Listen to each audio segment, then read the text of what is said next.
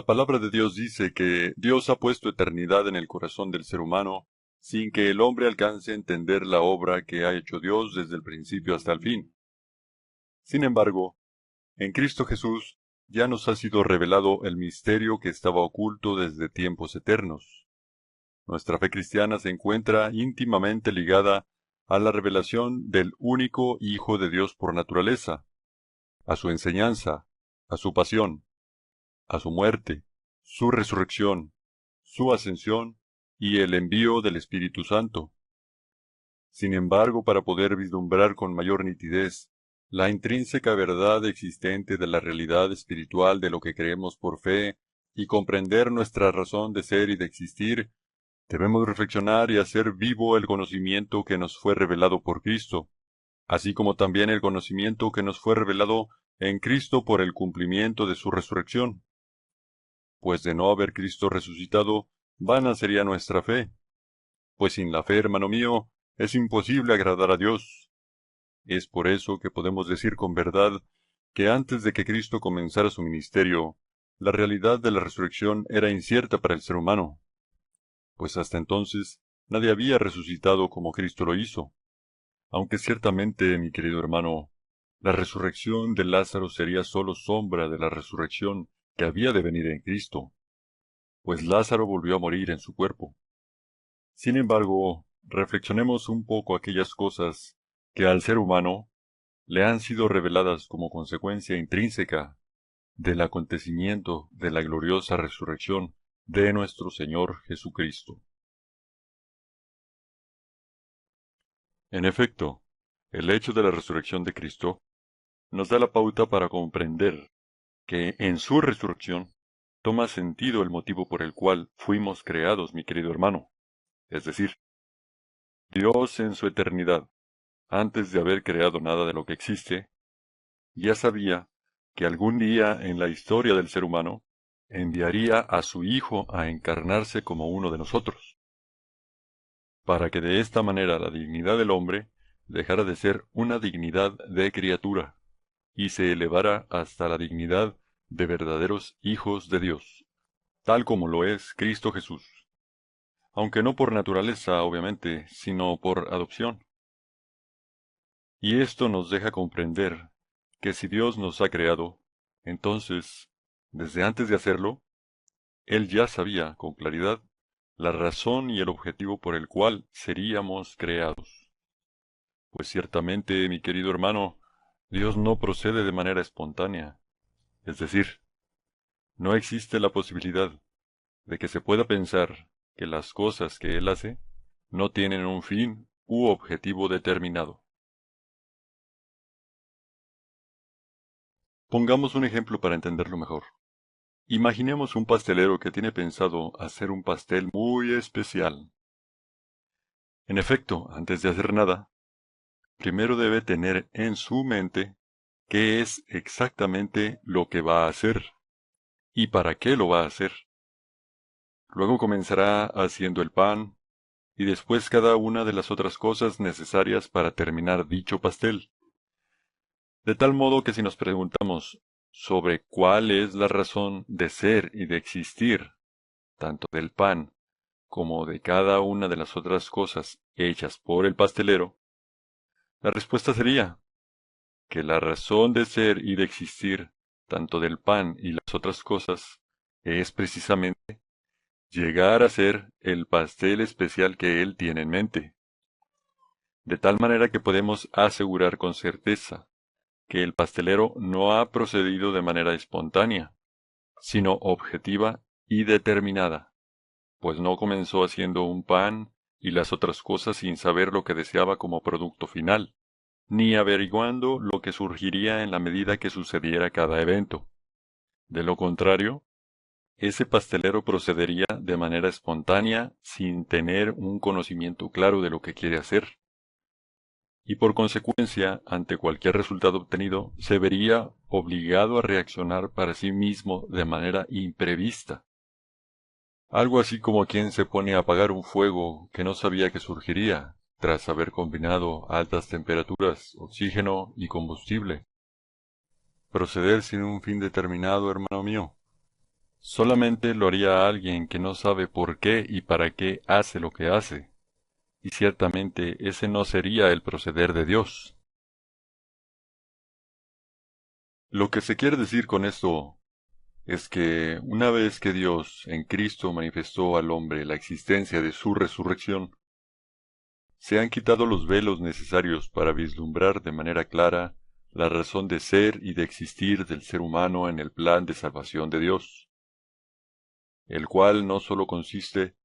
en haber sido perdonados del pecado, sino que va mucho más allá todavía. El Espíritu Santo nos permite vislumbrar y reconocer los designios eternos de Dios, así como observar las cosas desde la perspectiva de los ojos de Dios.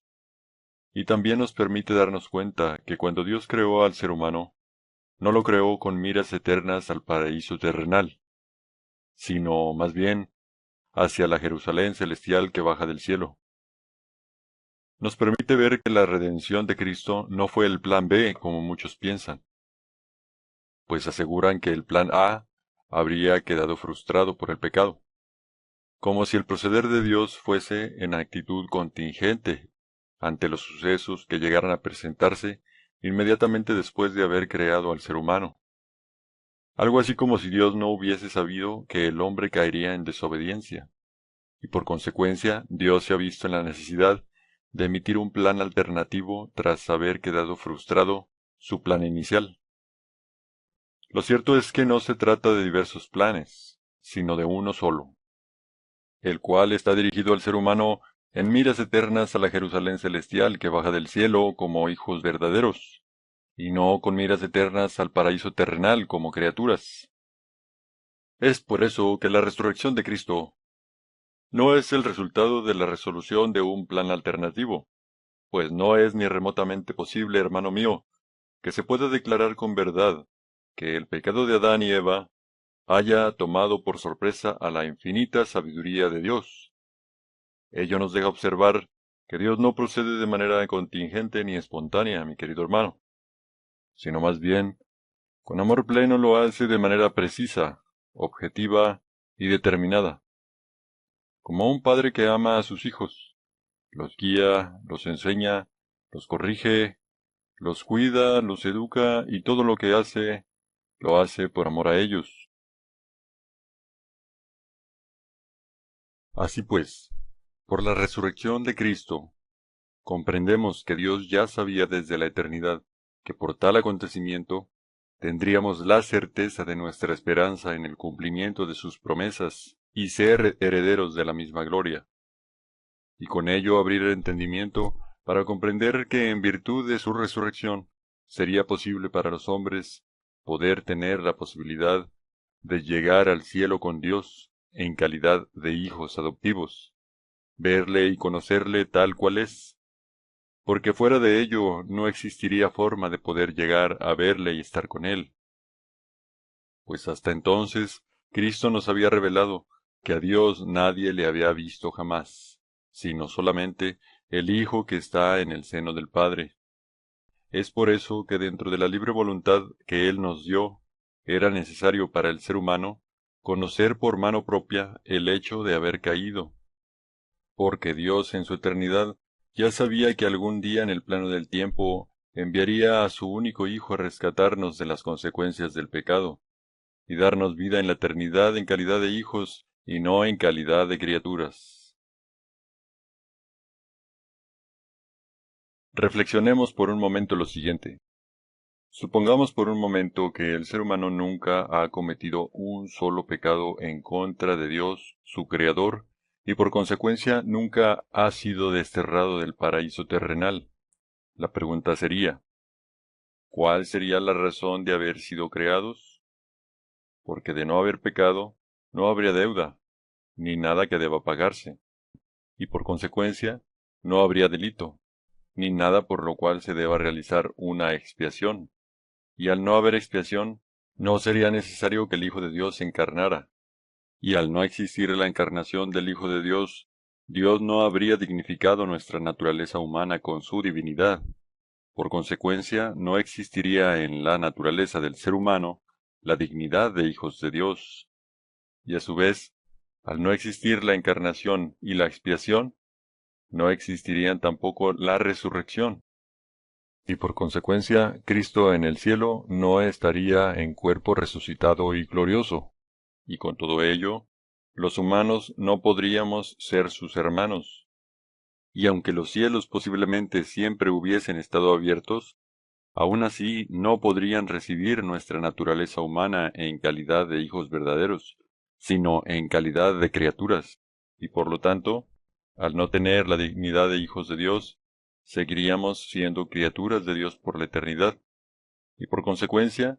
esa sería la respuesta a la pregunta,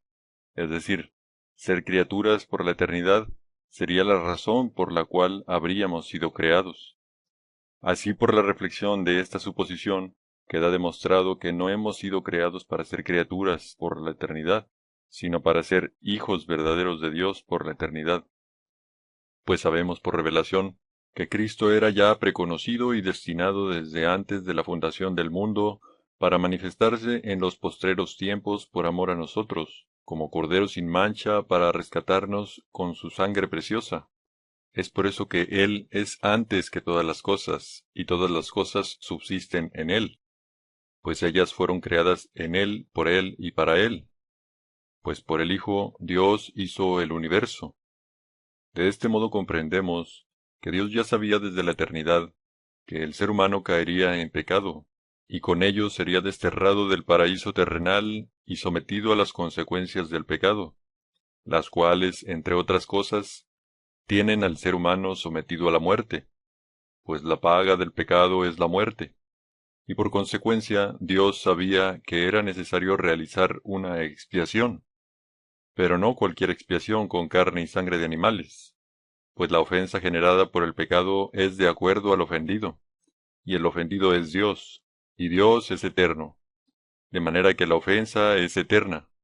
y la sangre de animales no basta para ello, de modo que era necesario que Dios interviniera para su rescate. Es por eso que quien debía ofrecer un sacrificio expiatorio debía ser alguien que permanece para la eternidad, y que no tenga necesidad de ofrecer sacrificios de animales cada día, sino más bien ofrecer por los pecados un solo sacrificio para siempre. Y Jesucristo da cumplimiento a estos requerimientos de eternidad entregándose a sí mismo en ofrenda y víctima en sacrificio y propiciación, de manera que al ser necesaria dicha expiación,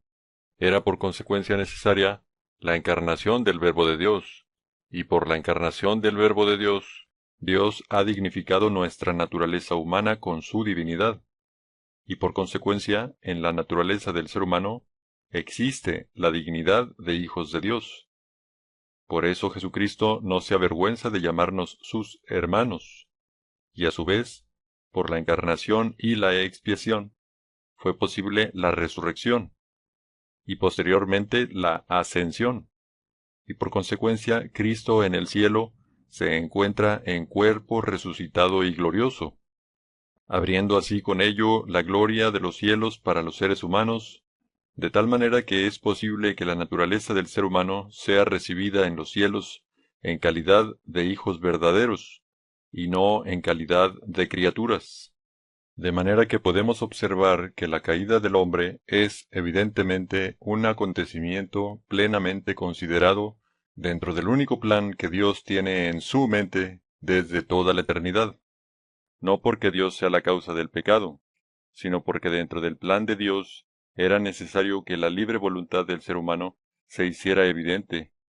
y así por la libre voluntad el ser humano lograse reconocer los caminos y optar voluntariamente por aquel que le lleve a ser verdadero hijo de Dios.